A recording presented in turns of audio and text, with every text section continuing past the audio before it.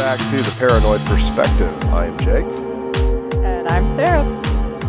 Today we're going to get into something that is multifaceted, like pretty much everything else that we do, but there's a lot of like weirdness to this. It's one of those YouTube rabbit holes that I dive down, when when I should be sleeping, I just Right. turn on YouTube and I'm like, oh man, I want to figure out about one of these guys has gone missing or something like that. Anyway, if you click the title, you already know today's episode, but today we are going over the missing 411. Yeah. So Sarah, you know about the missing 411? Yes. Yeah, I feel like I know a decent amount. Well, so like I said, though, in doing some research, we're going to do this episode just a little bit differently, listeners, too. So we're going to go over like a brief overview of what it is and the person that kind of coined the phrase. And then we got some, specific people that are lumped into this category. So I'm going to do a few and Sarah's going to do a few. But I'll do a quick little overview for listeners that may not know. So the missing 411, excuse me, going to have to edit this part out. You got another one? Oh my goodness. Part of my beard shedded in my mouth when I breathed in. Oh, God. Anyway, so where are we at? Minute 30 or 2:30. We got to edit that out. All right, so the missing 411 is kind of like a group of people that have mysteriously vanished in like national parks. It's a claim that was kind of coined by this guy named David Paulides. He has a series of books called The Missing 411. Before we get into this, though, I want to give a little bit of context to this guy, okay? Because anyway, we'll just go with what we got. So David Paulides is a former police officer who is now an investigator and a writer. He's wrote a bunch of books. His first two smash successes were two books on Bigfoot. And if you can't, hear the facetiousness in my voice about those smash success books, they weren't good. You know what I mean? No. They didn't do well. Once I think he got like a tip from a park ranger, and then he kind of started investigating, a bunch of these disappearing, people that have gone missing mysteriously in these national parks and stuff. And I can't remember the year exactly, but I want to say it was sometime in the 80s. It was like that year, 411 people had gone missing in those parks, and that's how he coined the phrase of the missing 411. So a little bit of backstory on this guy, though. So like I said, he was a police officer. He started in 1977. He had a 20-year career in law enforcement. Like, I'm not trying to discredit the guy in any way, shape, or form. In the 80s, he transferred to the San Jose Police Department. He was working with patrol division, SWAT teams, street crime. Like, he did a lot in, that police force. He was also in a variety of, different assignments for, detective, work. So he knows what he's doing, okay? But here's one of these things that just kind of adds this little nugget of, man, I don't know what I think about this. While he was working as a liaison officer in like 1996 or something like that, he was charged with a misdemeanor count of falsely soliciting for a charity. And now it's like, I don't want to say that he's like grifting off of the 411, but those books are super expensive. Yeah, I was gonna say those books are ridiculously expensive. Like I'm not crazy. I'm not trying to talk shit. Amount. Yeah, it's stupid. Yeah. And once again, I'm not trying to take away from what he believes or trying to make assumptions about the guy. I don't know the guy. I'm just saying he was convicted, or he was charged with a misdemeanor of falsely soliciting for a charity. And now he has these books. Let's go through these list of books real quick before we get into this. He has the Missing 411 Eastern United States, Missing 411 Western United States, Missing 411 North America and Beyond, Missing 411 The Devil's in the Details, Missing 411 A Sobering Coincidence, Missing 411 The Hunters, Missing 411 Off the Grid. Okay, listen. This dude is leaning into this. Hey, I'm not knocking it, man. If he's getting it, and I'm just saying, it's ridiculous. It's fucking crazy. I didn't know that he has like a Beyond North America. I thought the whole point was that it's like a national. forests and stuff. I'm telling you. Listen, I'm not saying he's a grifter. I'm just saying other people might. That's all I'm saying. But yeah, we're looking at 10 series of this in books and in made for TV or made for streaming movies. Okay. Yeah. Now, I will say the ones that I have watched, like, they're good. They're well produced. They're well made. A lot of weird things happen in those. But I'm telling you right now, he rubs me the wrong way just based off of what I have read about him. Okay. Yeah. That's all I'm saying. Yeah, But I feel like there should be a database for free or something. so here's the other thing I was about to bring up. While researching for this, it was so hard to find actual like cases that were tied to the phrase 411. Yeah, I had a hard time. So that's once again why I'm like, man, this is like I'm not once again not trying to make accusations, but you can't find anything associated with it without going through him. Yeah, he's Now, gatekeeping. granted, there's a plethora on YouTube. There is a plethora, of podcast interviews that have people that research the subject. I'm not saying that's the only place you can get it is from David Paulides, but I'm just saying he kind of has that control over top of it. You know what I mean? Yeah. So part of the conspiracy maybe is that he's the one that started this and is just maybe getting you know, he's helped contribute to the lore and the mystery and pushing it. I mean, he obviously has, but Well, yeah, because he's into Bigfoot and stuff. yeah, I don't know. Like once again, I'm not trying to beat a dead horse. I'm not trying to say anything bad about the guy. And it to be fair, it does not discredit the cases that he's investigated because those are super fucking weird. Yeah, You know. right. So I'm gonna go ahead. We kind of have an idea of what the 411 is. People go missing under mysterious circumstances. Okay. There's some things that are associated with each of these where they're always near bodies of water, maybe boulder fields. I saw one where there's like berry bushes that are always involved nearby, Yeah. which I don't know why that really matters, but I guess it's a similarity between these. Hmm. The Yeah, I didn't individuals hear that about that go, one. yeah, I know. I mean, maybe it's just one of those extra little added things that somebody was like, hey, I'm just going to throw this in. You know what I mean? But, the people that go missing, it's anywhere from young children to experienced outdoors men and women, hunters, people that hike all the time. And most of their disappearances happen very quickly, like they just turn a corner and they're gone. Yeah. Or, they are going up a trail another 30 feet. Like we're not talking like a huge amount of time that has happened between like when you lost eyesight of them and they're gone. And the weird thing about it too is like, okay, if it's a national park, maybe like in the Smoky Mountains or whatever, maybe a predator got them. Well, there's usually never a sign of struggle. There's usually no prints. There's usually no like ripped clothes, blood, stuff like that. Yeah, it's like they If disappear without a yeah, they trace. literally just vanish. Yeah. Another thing that I was kind of getting into with like kind of the overview of this is if they do happen to find items, they are like super far off of the search area, or the weirdest part is they were in a previously searched area. Yeah, that's very common. Yeah. Yeah, which kind of blows my mind because, not all searches are conducted, which one of the stories I'm going to get into will talk about how one of these searches are very poorly conducted. But, here in the past probably 30, 40 years, they kind of have that like down to a science where we know the exact amount of people that won't contaminate the area, where we can still get a wide swath of, people in here to search an area. We're not going to get amateurs. We're not going to get people that are just volunteering. We're going to get people that actually know how to look for signs and stuff like that and still not finding anything, if hardly anything, you know? Yeah.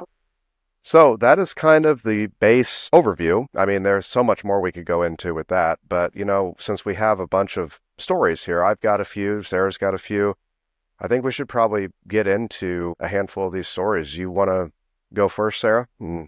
We Sure. can go from Yeah, I there. can go first. So the first one I found was Dr. James McGrogan, which he goes by Jim. So he was 39 years old. He was from Chesterton, Indiana, and he had recently returned to Indiana from Wisconsin. And he was an emergency room doctor Oh at wow, St. Joseph Regional Medical Center in Mishawaka, Indiana. So he knows what he's doing good under medically. stress. Yes. Yeah. Um, and Mishawaka's just west of South Bend, for anyone Oh, who's okay. never heard of that. Oh, I've never heard of it. I'm from Indiana. Yeah. Yeah. And he had a wife and two children at the time. And so he and his buddies, they were planning a guy's trip for quite a while to like go hiking, snowboarding, like just hang out. So this trip was finally on March 14th, 2014. So him and three friends went to Vail, Colorado for that trip to go Okay. snowboarding.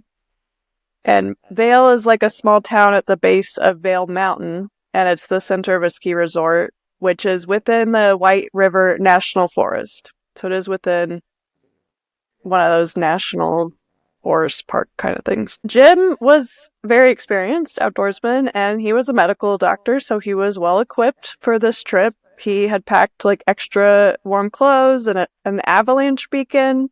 He had a GPS. He had fully charged cell phone, and he either had like spare batteries or like charging packs for the cell phone and those things. And he had like extra food, a shovel, a helmet, medical supplies. What like he was Dude is ready to go. Yes, he was ready to go. He had also rented a split board, which means it can basically be like a snowboard or skis. Like it Oh, can okay. split off, Nice. and that makes it easier to carry. Oh, I bet. Yeah. And the skis, I guess they have some traction on the bottom, so like they help you go up the mountain. So it's like cross country skis. Like Ah, you okay. don't start sliding backwards. hmm So his parents said he was an experienced snowboarder, which I true, but his wife had said he wasn't experienced in skiing in the mountains. So I don't know. I will say that is like I have very limited use, but the times I have gone snowboarding and or skiing, which has only been like twice, it is two completely different beasts. I will say that Yeah, yeah. I've only been snowboarding once, with the and Colt. I can imagine. Yes, yeah. Go check out that video or that episode. But yes, but hey, I got it. I got the gist of it or whatever. Yeah. Um, but yeah, like it doesn't seem like he wanted to ski. Like he wanted to snowboard. That's why he had the split board, like to help him get up the mountain with the Oh, okay. skis Yeah, and that then makes sense. down Yeah, with the yeah. snowboard. So I think he was experienced as far as that went in the mountains. The trail they chose was a difficult trail, but like I said, like him and his friends were outdoorsmen and like properly prepared for this, so they weren't that worried. And his dad did say he was the most adventurous person he knew. So he like went out and did this kind of stuff like all the time. Yeah. It wasn't like a And spur of the moment, just like, hey, I'm gonna decide to go right. do this today. Yeah. And like he was a hiker, a snowboarder, but he was also a marathon runner and a long distance biker. So he's like in the best shape of his life too, probably at this point. Yeah, I mean, how old did you say he was? 38? 39.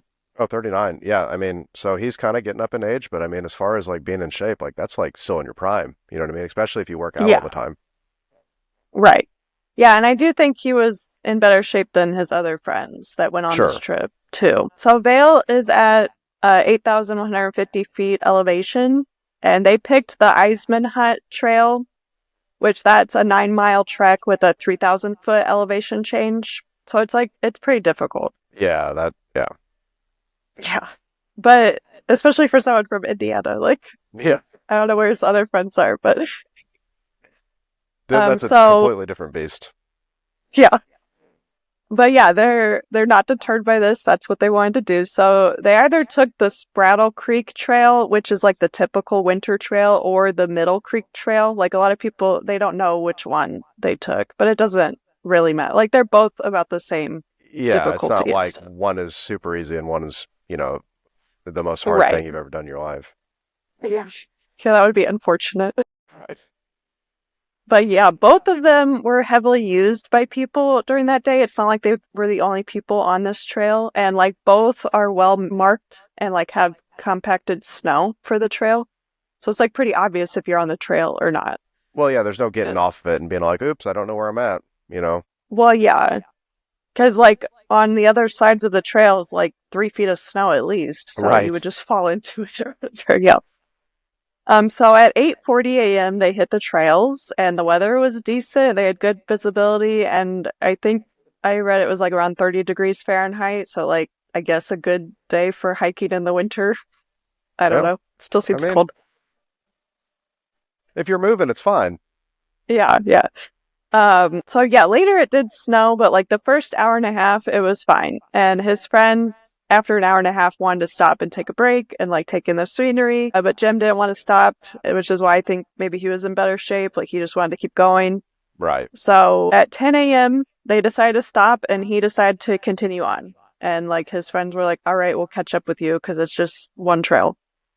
And at that point, it did start snowing at 10 a.m., but like it wasn't anything like crazy that would deter them from Hmm. continuing. And it did say his friends were annoyed that he went off without them, but like, I mean, what are they going to do? They just Yeah. thought, we'll Show catch off. up to him. Yeah. Yeah. Jerk. And like, they had set like a meeting point like halfway at the trail, and then they had also thought like, oh, they'll meet them at the hut at the top, worst case Mm. scenario, because that's the end and then they'd come back. So they would see him at some point. And yeah, so when his friends did continue on, they didn't see anything that indicated that he had gone off trail because, like I said, it was like 3 feet of snow at least if you went off. So you'd see tracks. Right. They didn't see any of that. And then when they got up to the hut, he was nowhere to be found at all. And they hadn't seen it, that he had gone off. So they were like, what happened? So they ended up calling search and rescue, and the search was launched. And I guess this mountain rescue team, like in Vale, is really good. Like they have a 50% success rate of finding the person alive, which I guess is really good for search and Yeah. rescue. So they deployed 4 teams to search, and they also had the Eagle County Sheriff's Department, the Colorado Army National Guard, the Rocky Mountain Rescue, Alpine Rescue, the Salvation Army. I guess they do rescues, and surrounding counties were also helping with the search. So they ended up having 110 people mobilized for this, That seems and like a they lot. searched. Yeah, it seems like more than is normal to do. I don't know. Yeah. Uh, and they searched an 18 square mile search area, which is like massive for it being in the mountains. Like that's Yeah. a lot of distance. Yeah, that 18 square miles is if a bird was flying over, not you Right. actually walking through the mountains. Right. So it was like, it was crazy massive. And I mean, they Yeah. had snowmobiles to help. They had helicopters. I think they had 2 helicopters. And these helicopters also have infrared sensors. So they were thinking if we see a body down there that's warm, like it's going to show up. Yeah. Yeah, for sure. Yeah, within the first 24 hours of the search, they had already logged 24 blade hours of the helicopter between the 2 helicopters. Oh, wow. And they had already logged over 700 hours of like man hours Hmm. Yeah. because So there's so many nonstop, people. pretty much. Right. Yeah. Yeah. And the immediate search was around the trail, obviously to look like for tracks for anyone going off trail. Yeah. And there was like, it was snowing the whole night, but like not enough that it would cover tracks. And there were 0 tracks to be found off trail. So that was bizarre. I mean, if some people did say if he had the skis and he used the skis or board, then maybe they got covered up faster with the snow, but you'd still think you'd be able to see something, at least Yeah, they initially. they might not be as deep. And I mean, I would think that'd be more so for like tracks in the fresh snow. But like you Yeah. said, if there's compacted snow and, at least 2 or 3 feet of piled snow, there would be some Right. evidence that you like Yeah. had to step over that to get to, somewhere off trail, you would think. Right. Yeah, you would think that if he went off the trail, you would see it, which they saw nothing, and they didn't see Yeah. him on the trail, so where did he go? That's the whole point, yeah. And they spoke to everyone who was on the trail that day, and like everyone that they spoke to said they didn't see him at all, like on the trail or at the hut. So, like, I don't know. That's if they didn't see him on the trail at all either, then that's kind of they just don't remember, I would say. Well, I mean, r realistically though, if you were out on like a somewhat, you know, populated trail with people coming and going, Are you really paying attention to everybody you're Right. passing?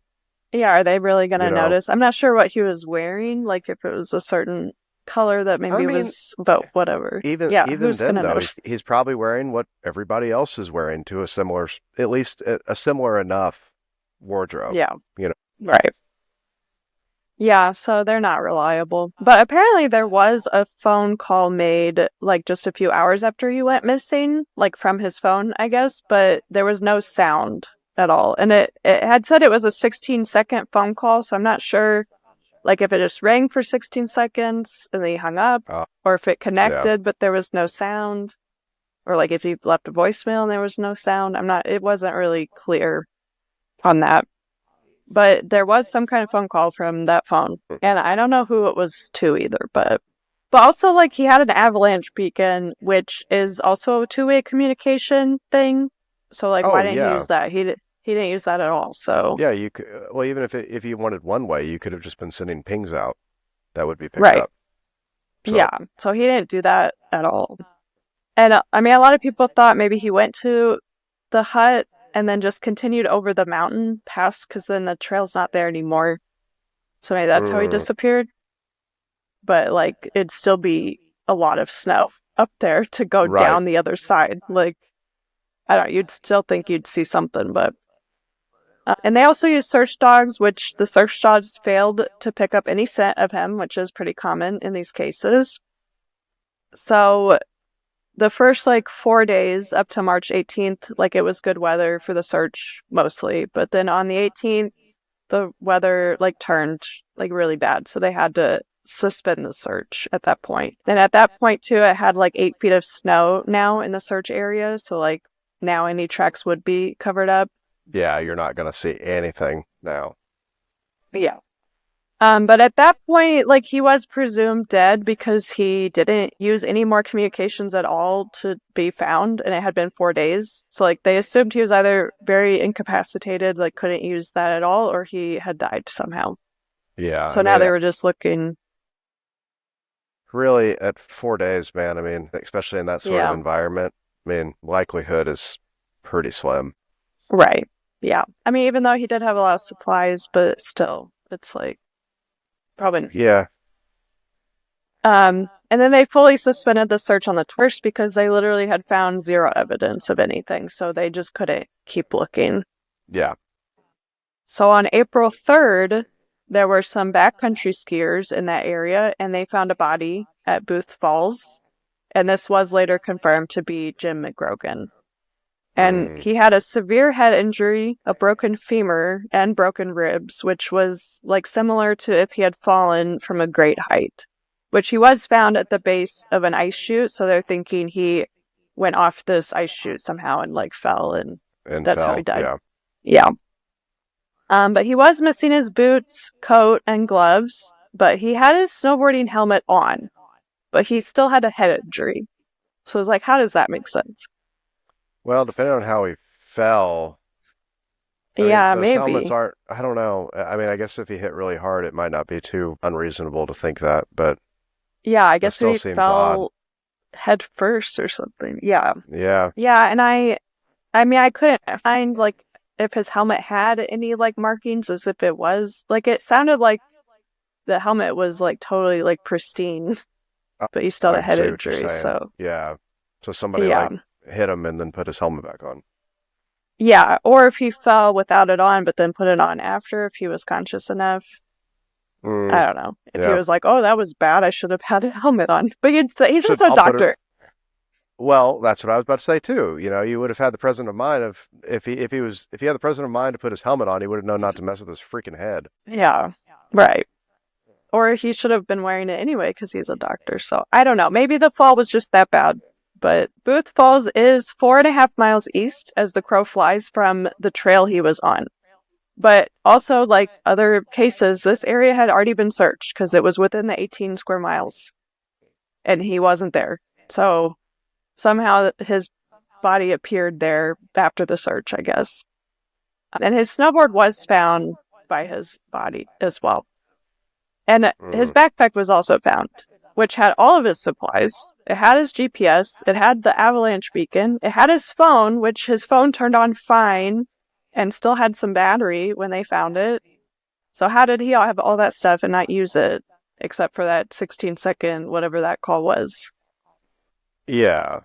I mean, so that's the other thing. Like, if he did fall, you would expect some like damage to his equipment or like missing some of his equipment from Right. him like rolling or fall. I mean, if you hit hard enough to have a head injury with a helmet on, then you would Yeah, think and the break rest of your ribs. right, the rest of your gear would have gotten somewhat messed up too. Right. So, yeah, so that was the weird part. I don't know, I'm fine. So, from where he was found, too, this was like the frustrating part. Like, you could see the town of Vale. It was just like 4 or 5 miles away, and you could literally see it like from Yeah. where he was or where his body was found. And like, I'm pretty sure you could see it from the other trail, too. So, like, why didn't he try to go there? Like, he had a snowboard.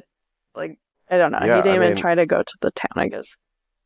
I guess if he fell and had a serious head injury, he might not have been able to. Broken ribs, Yeah, and he had a stuff like broken that. femur, right? Yeah, you wouldn't, I don't know if you would be able physically to actually make it even a short distance with those sorts of injuries. You know what I mean?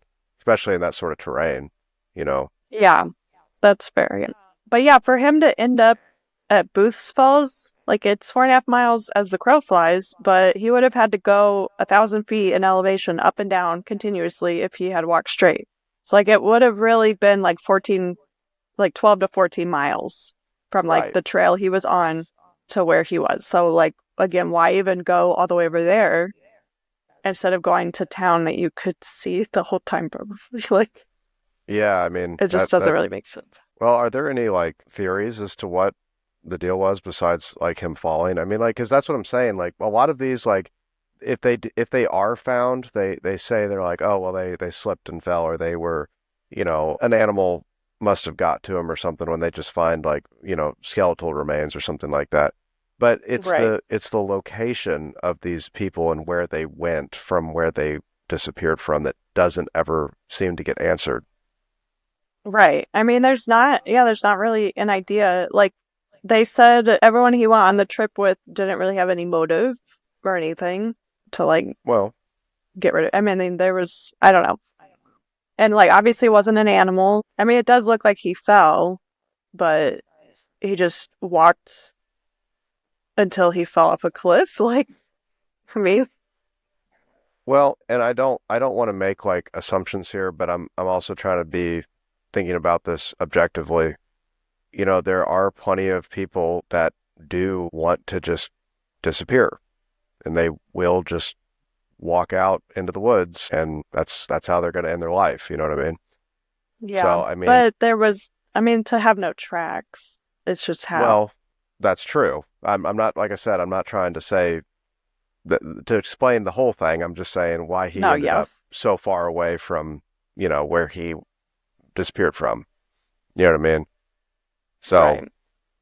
but once again, it's like with Yeah. all of these stories, you're answering partial points of contention. You're not answering the whole sphere of everything that's happened. You know what I mean? You can explain Right. away a handful Yeah. of things, but there's always another handful of things that are just like, well, that doesn't make sense then. And if he did this doesn't make sense then, you know? Yeah. So That's the whole, yeah. I don't know. That's Yeah, weird. it's weird.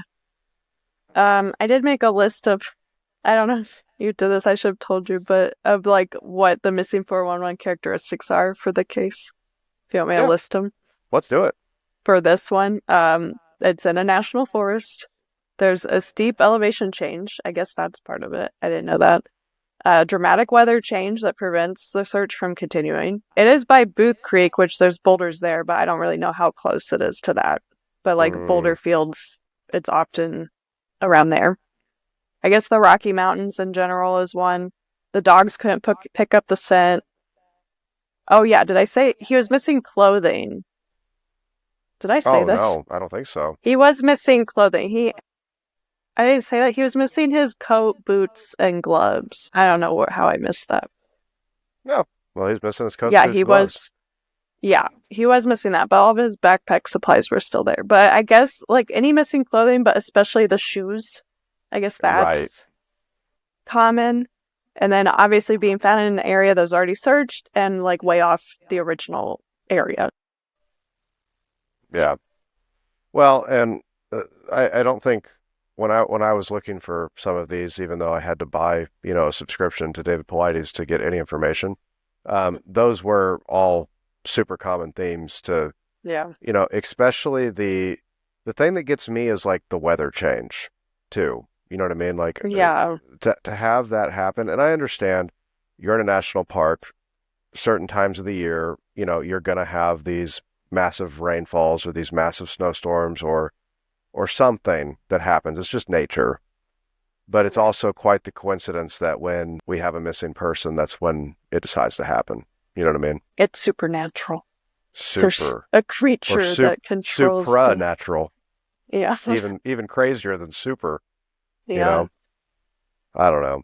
It's wild. Well, I've got one that kind of, I don't know if it was like quote unquote the first, but it's one of the earlier missing ones. So we're going to talk about Dennis Lloyd Martin now. So, Dennis Lloyd Martin was born June 20th, 1962. He was an American child that disappeared on June 14th, 1969, in the Great Smoky Mountain National Park in Tennessee at the age of 6. And it was 6 days before his 7th birthday when he Hmm. disappeared. So, there's not really a whole lot of backstory into this. It kind of details mostly the disappearance of when it happened, but essentially, him and his family were residents of Knoxville, so relatively close to, Smoky Mountains National Park. You're not too far away at all. They were all visiting. It looked like it was his father's grandfather and an older brother. It was for like a Father's Day weekend sort of Oh, thing no. in 1969, like I said. So the camping trip was I'm sorry, lost where I was at in my notes. Glory of podcasting, folks. All right. So the camping trip was a family tradition for the Martins. The family had hiked from Katie's Cove to Russell Field and camped overnight. The next day, they hiked to Spence Field near the Appalachian Trail. So, I mean, once Hmm. again, this is not like a isolated area. This is a place where people are always passing through. That trail I think is one of the most visited and most, that experienced hikers do it 24/7, it seems like, you know what I mean? There's Yeah. always somebody out on the trail. So they had planned to spend the night there at Spence Field, like kind of right by the Appalachian Trail. So Martin disappeared on June 14th at around 4:30 in the afternoon. So the adults had like gone off to do a few things and they were kind of all hanging out. All the kids were playing together and whatnot. And they saw the adults coming back. So they all kind of decided, well, hey, we're going to scare the hell out of these guys. We're going to hide behind some bushes. And when they, get close enough, we're going to jump out and scare them. You know what I mean? Yeah.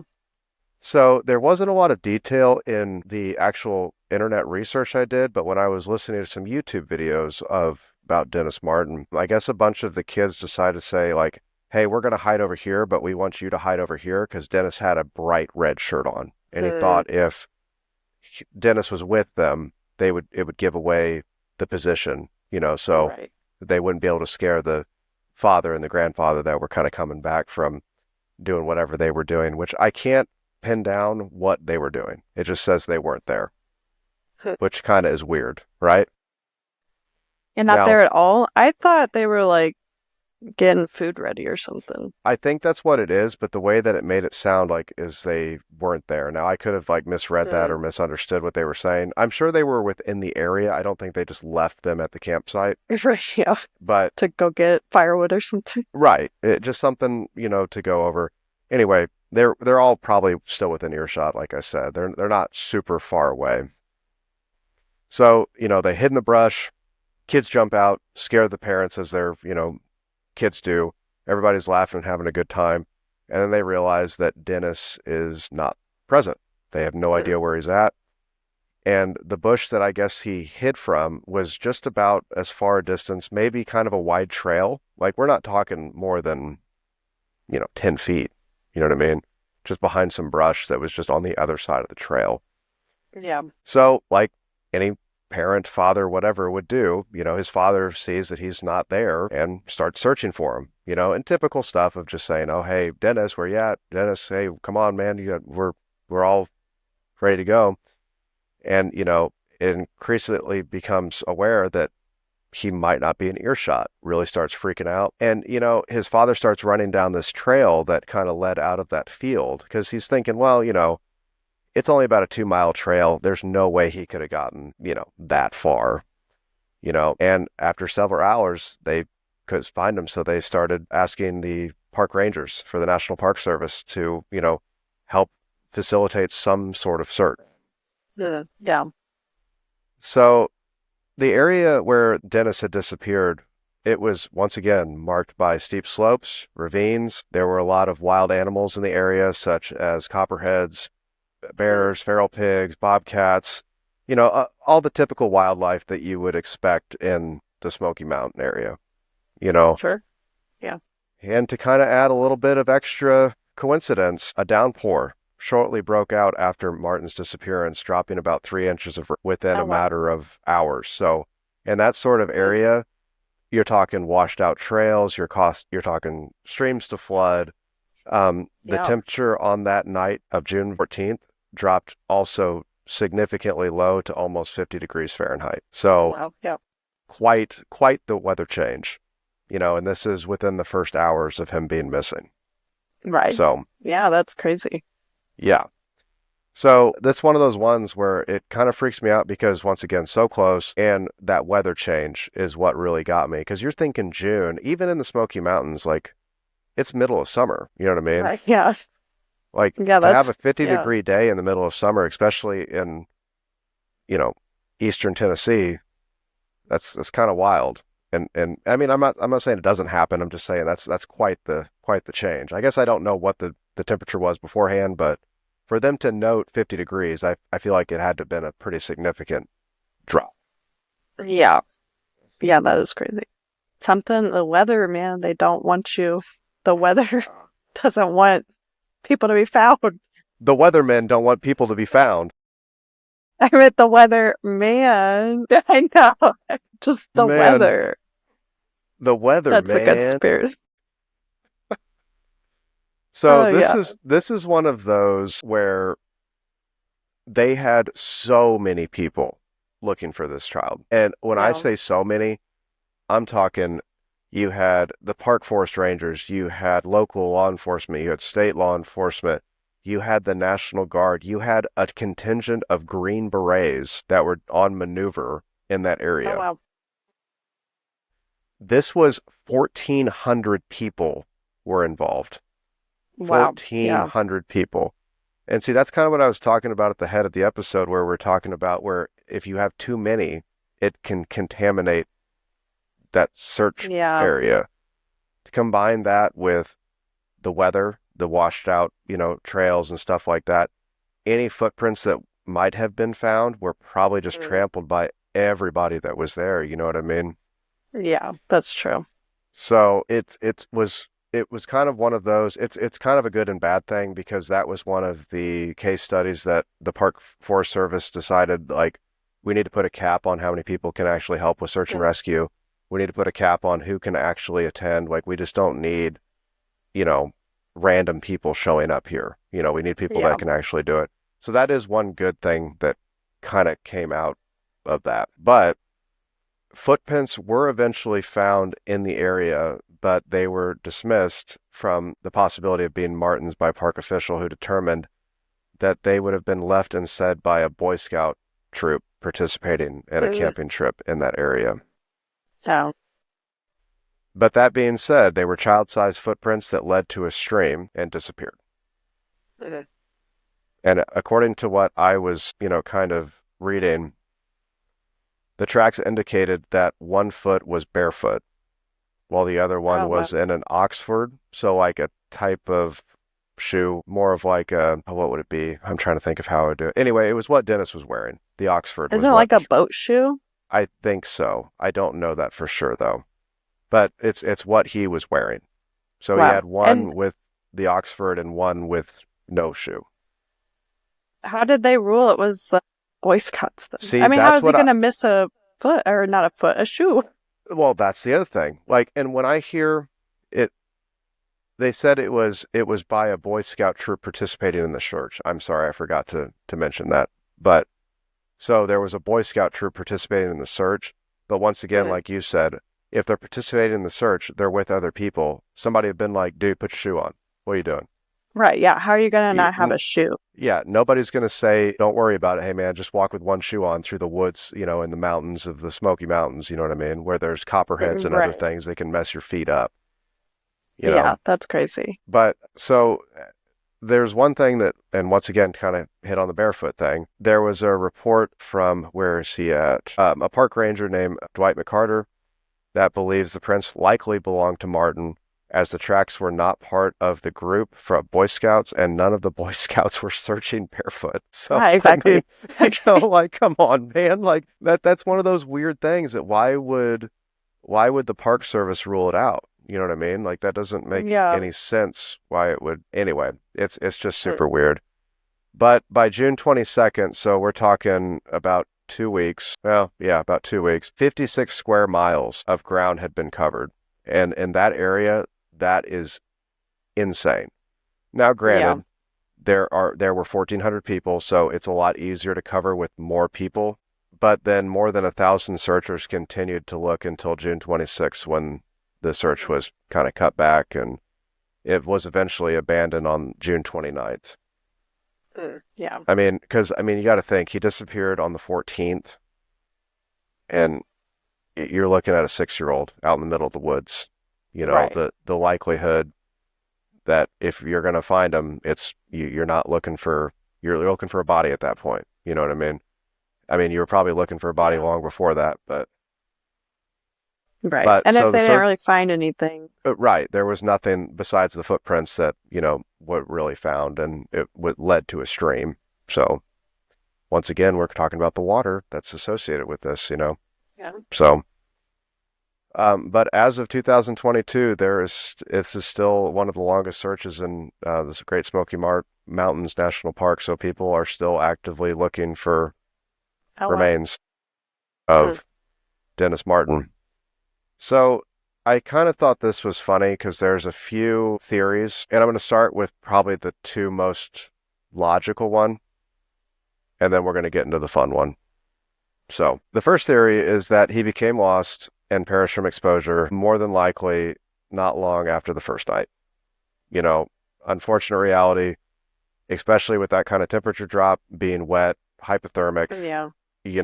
that's most likely what occurred. The second is that he was attacked by a bear or possibly a feral pig and carried off. I mean, he was a 6-year-old, pretty small. Predators do go for the smaller, weaker, less of a fight animal to, choose to do. Now, that being Yeah. said, those are the two that I would probably believe the most, especially the first one with that crazy temperature drop, as sad as that was be, but it's probably in my mind the most likely. Now, the third is that he was abducted and taken out of the park by something or someone. So his father was a pretty big proponent of the third theory, just because I think everybody grieves differently. I think if he didn't find any remains, that's kind of where his head went, was that he's just not here. Somebody took him, something took him.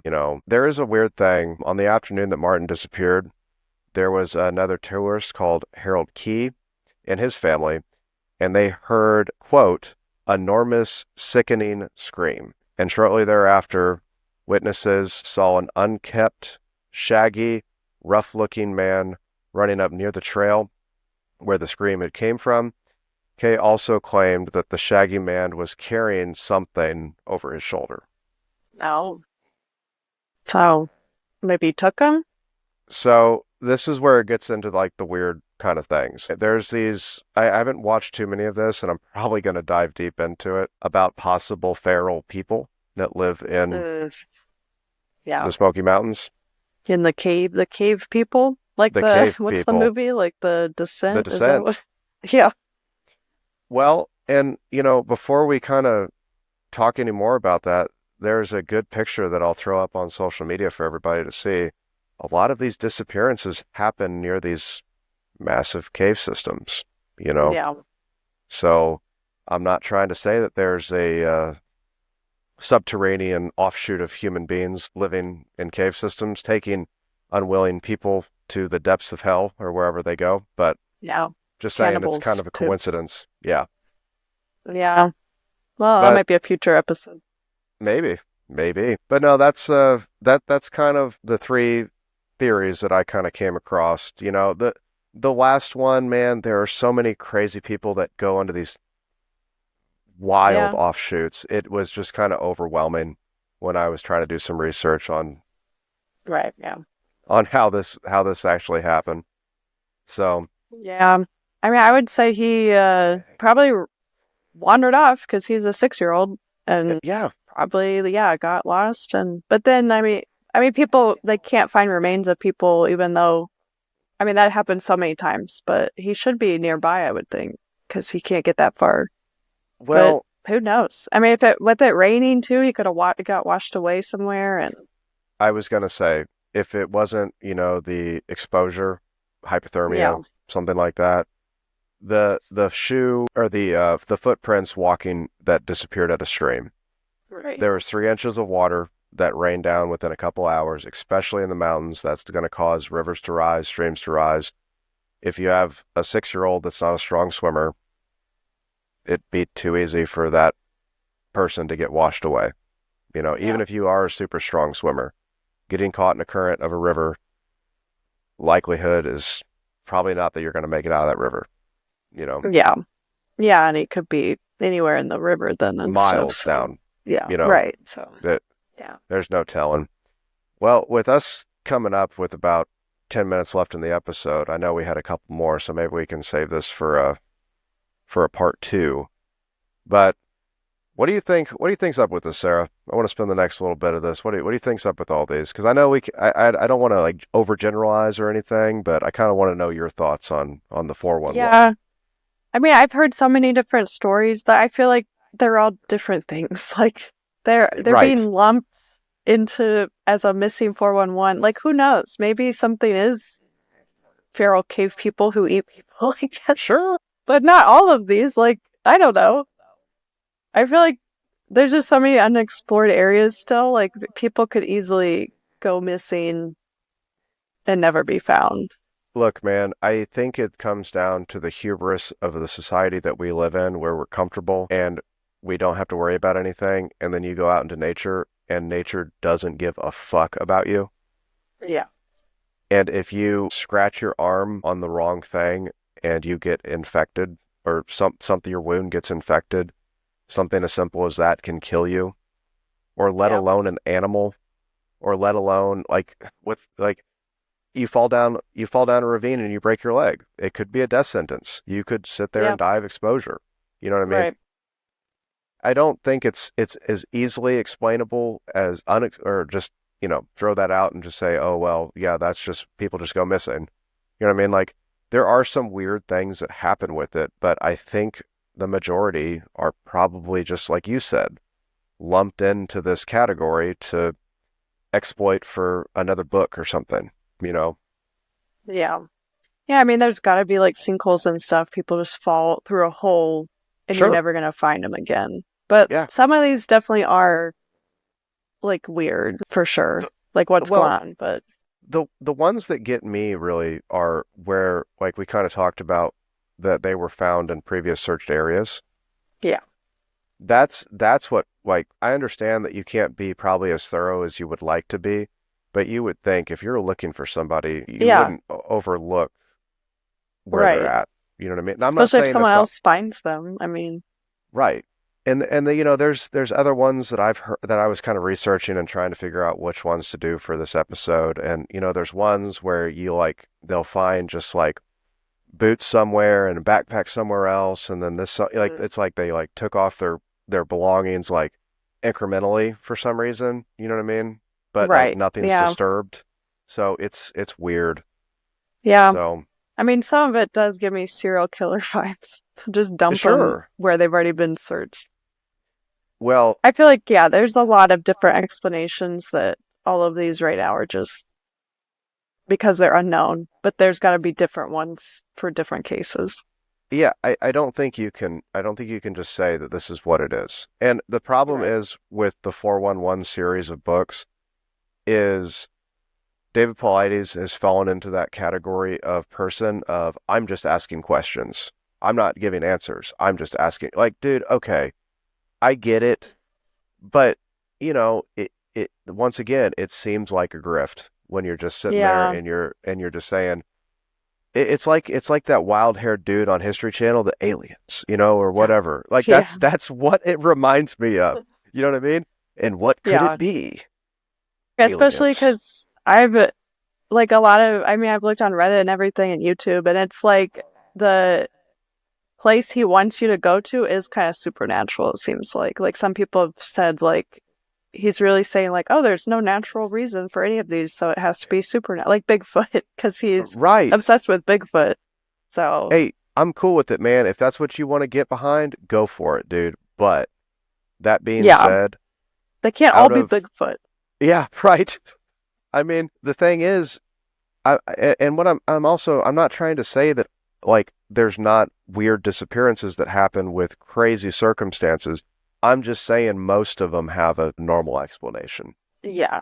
Right. You know, that we've talked about doing some other episodes and stuff like that. One of the craziest conspiracy theories I like to talk about is the how what was that one about the hikers in Russia? I can't. Dyatlov Pass. Yeah, the Dyatlov Pass. Like, Yeah. there's so many layers to that just don't make sense. That Yeah. like you can't explain anything to it. You know what I mean? Like every time you try to, it's like, well, that won't make sense. That won't make sense. But Right. most of these cases that I kind of researched, I was like, well, the exposure makes sense. Right. Yeah. It didn't seem like too wild. Yeah. The ones Now, I was trying to find the wild ones. you did find a wild one. That one was a good one for sure. Yeah. Mine was kind of, unfortunate. That's really kind of the one that I got. But like I Yeah. said, listeners, we've got some other ones for this, so maybe we can do a part two sometime in the future. Who knows? Maybe I'll pony up some money and buy one of these stupid fucking books. I doubt it, but I'm you not know, doing that. I'm not doing it either. Yeah, I'm not doing that. I was going to, but once I saw how much it was, I was like, fuck that, man. Like, Dude. And god it's damn. even bad, like even on Audible. You know what I mean? Like you're not even getting a discount on Yeah, anything, man. I was like, you've got to be kidding me. that's crazy. This is how I know this is bullshit. You know? Yeah. Oh man. But I don't know, man. It just cracks me up. See, that's the fucking conspiracy here. That's what we need to be paranoid about. Is David Yeah, Paulides. That's what it is. Not about going out and enjoying nature. You guys go do right. that. Yeah, he doesn't And want to help find the missing people. He just wants to make more money. He wants more people to miss, to be missed, miss. to be Yeah. missing. I can't talk right now. You're fine. It's all good. It's the end of the episode. We're fine. But Yeah. Who's listeners, listening still? everybody, all of you beautiful I hope people. so. Oh yeah. Yeah. But listeners, This we is the good appreciate stuff. it. This is kind of once again, we're kind of still going off spur of the moment stuff. And, if there's anything that you would like to add to or tell us where we're fucked up or where we can do better or anything like that, we got everything down below as far as social media. You can check us out on Instagram, TikTok, Facebook, YouTube, pretty much anywhere. So drop us a comment. If you want to send us an email, we can throw the email down in the show note description. And if Okay. there's a topic you want us to discuss, throw that in there, shoot us an email, and Sarah and I will get it. And maybe we will make an episode just for you. So listeners, appreciate it. Check us out wherever you guys, are streaming this podcast at, any of the social media that I've mentioned before. And Sarah and I will check you all in the next episode. Yep. See you next time. Boom.